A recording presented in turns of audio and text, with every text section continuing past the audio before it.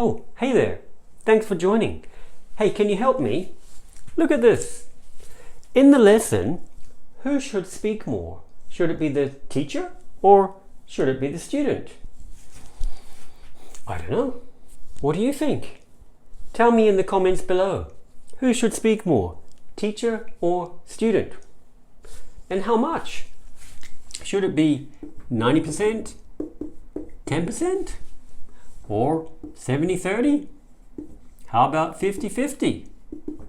Or maybe 30-70? Or maybe only 10% teacher and 90% student?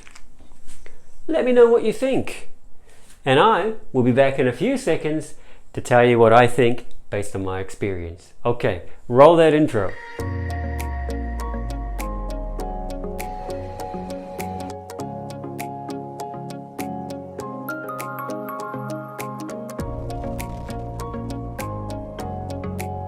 Hey there, welcome back to the channel. So my name is Chris and I am the personal English trainer. Thank you for joining me again. Okay, now in today's lesson, we're talking about this. Do I have a good teacher? Okay, so we all have teachers we like and we don't like, right? Now why is that? Well, we like a teacher because of their personality, their sense of humor, their background and their interests, maybe their hobbies. Maybe their teaching style matches your learning style. That's very important. But there's also the teaching methodology.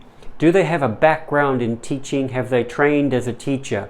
And in today's lesson, I'm going to talk a little bit about that because most students don't know about that. And that will help you to recognize if a teacher has a teaching background, because they're more likely to be a stronger teacher or a better teacher if they have that teaching background. So I'm going to talk about those things. Now, of course, that may not mean that you like a particular teacher, but it'll help you to find your own good teacher. Let's get started. Okay, so there are 7 areas we're going to look at to find out what makes a good teacher. The first thing that a good teacher should be doing is they should be prepared for their lessons, okay? And that means they have the textbook, they have the CD, they know what they're teaching today, they've already checked the listenings, they've checked the grammar, they've checked the vocabulary, and they've already created a lesson plan, okay? Now sometimes, yeah, we have to teach with very short notice, but usually there should be some preparation, okay? So that's the first sign that you have a good teacher, because they came to the classroom prepared with everything. Okay, number 2. Passion, energy, interest.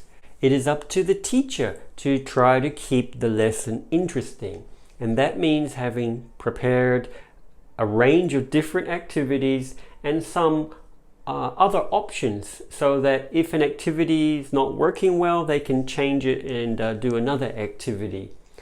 They should also bring passion and energy to the lesson. They should have a love for teaching, which communicates with their energy and their passion. So if your teacher yawns, or your teacher looks bored, or your teacher lacks energy and motivation, then maybe your teacher's tired of teaching or doesn't like their job anymore. Okay, number 3. The teacher should adjust the lesson to your level.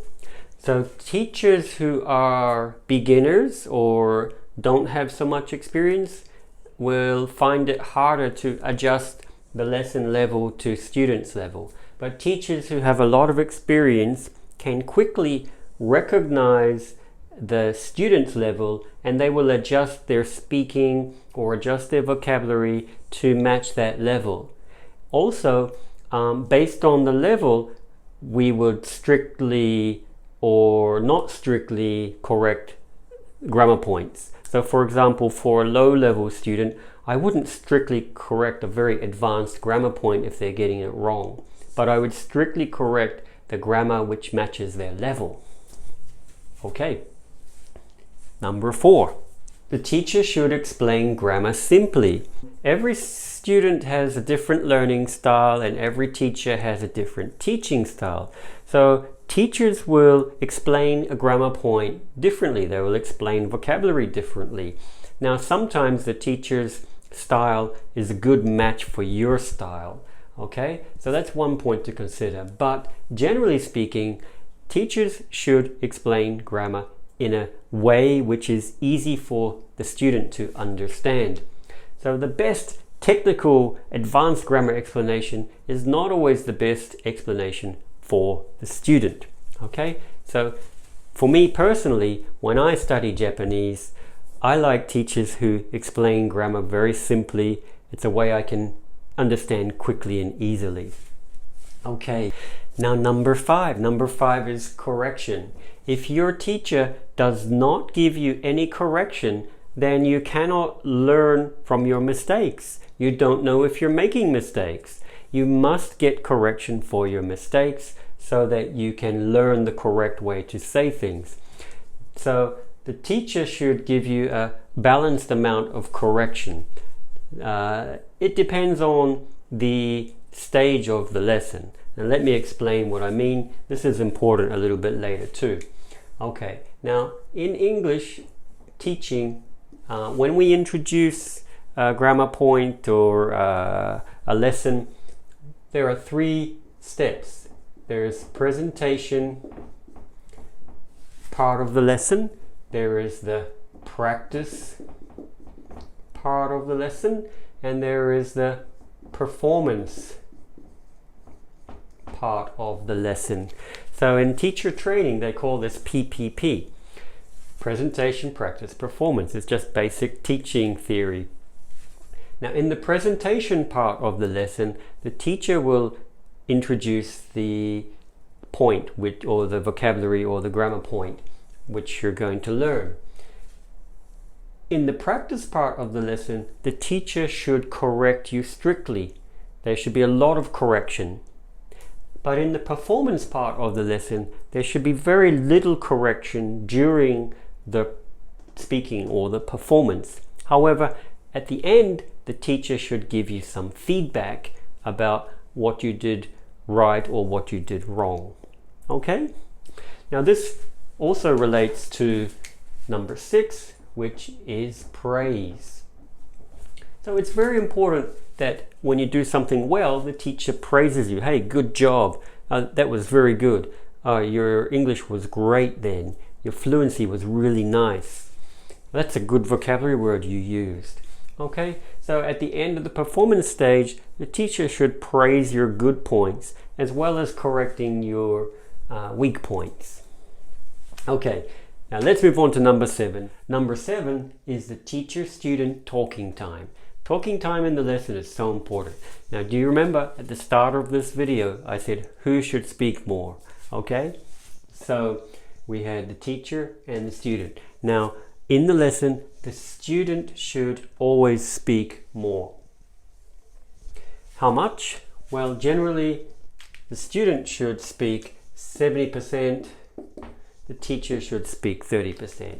Now, 70% means, 60 to 80% is okay, somewhere between there. So one of the problems is that some teachers talk too much. So for example, in conversation, teacher to student, what did you do yesterday? I went to the park and I went shopping, etc. And how about you? And then the teacher will talk about what they did for 3 minutes or 5 minutes. The teacher should only respond enough to continue the conversation and elicit language from the student, allow the student to ask follow-up questions and continue the conversation. The student needs to practice the most. Okay, now I mentioned before there are different stages of the lesson. There's a presentation stage or presentation part, a practice part, and a performance part. So of course, in the presentation stage, the teacher may speak 80 to 100%. In the practice stage, it's probably 50-50 or maybe 60-40 for the student, teacher, student. But in the performance stage, it's going to be about 90% student talking time with some correction by the teacher at the end of the performance, as feedback. Okay, but generally speaking, it should be around 60 to 80%, 70% sounds good. Okay, so if your teacher's talking too much, maybe it's time to get another teacher, or please ask them to make short answers so you can have more time to speak and to talk and to practice. Okay, so before we wrap up today's lesson, I just want to talk a little about how you can find a good teacher. Now, one of the best ways is simply just to ask your friends and your classmates if they have a good teacher and to recommend someone. Another way is to ask your current teacher at the language school to recommend someone. Or even, if you like your current teacher, when your course at the school finishes, ask them if they do private lessons. Now, another way is to use the internet, because there are many websites which match teachers and students for online lessons or even in your local area. Often they have ratings from students, and so teachers will have a rating. And my recommendation is you should try 2 or 3 or 4 or maybe 5 different teachers to see which teacher you like best. And then you can take that teacher's lesson. Okay, so I hope this video helps you to know who is a good teacher. I'm just sharing my views and my opinions on what makes a good teacher. Okay, now before you go, hit the subscribe button, turn on the notifications, smash the like button, and share this video with all your friends, classmates, and family to help them on their language journey. Take it easy, and I'll see you in the next video.